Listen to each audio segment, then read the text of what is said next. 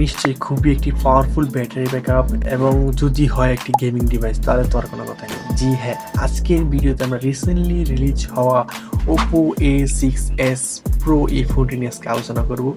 তো চলুন শুরু করা যাক। ফোনটা একটা ভ্যারিয়েন্টে রয়েছে 8256, যার দাম রয়েছে 39,990 টাকা এবং এই ফোনটাতে প্রসেসর হিসেবে ব্যবহার করেছে MediaTek Helio G100, যা 64-বিট 6 ন্যানোমিটার একটি প্রসেসর এবং কিন্তু জিপি হিসেবে ব্যবহার করেছে মালি G57MC2 প্রসেসর। যদি কথা বলেন তাহলে মোটামুটি মিড রেঞ্জের যে গেমগুলো আপনি অনায়াসে রান করতে পারেন, ফ্রি ফায়ার পাবজি অনায়াসে চলবে।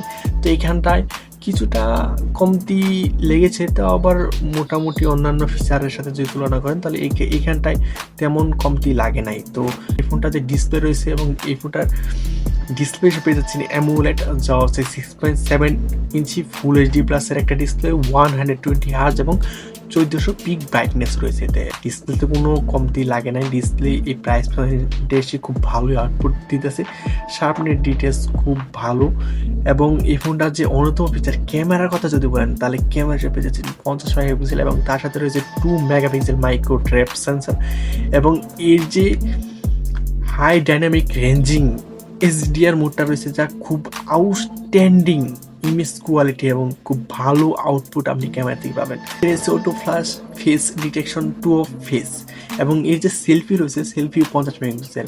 এই প্রাইস পয়েন্টে এসে এই ক্যামেরা আউটপুট আপনি ওয়ান অফ দ্য বেটার পাবেন এবং অন্যান্য ফোনের তুলনায় এই ক্যামেরা সেকশনে এই ফোনটা অনেকটা এগিয়ে রয়েছে।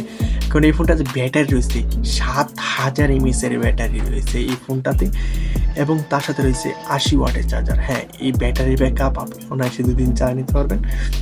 এই ব্যাটারি সেকশনটাও অন্যান্য ফোনের তুলনায় এই ফোনটা অনেকটা এগিয়ে রয়েছে, যার কারণে এই ফোনটা বাজারের অন্যতম সেরা একটি ফোন। আপনি সব দিক বিবেচনা করে দেখেন, যেহেতু একটি ফাস্ট চার্জিং একটি ফোন এবং ক্যামেরা তো অবশ্যই এটাতে থাকছেই, প্রসেসর সেকশনটা কিছুটা কমতে লেগেছে, তেমন আহামরি লেভেলের না।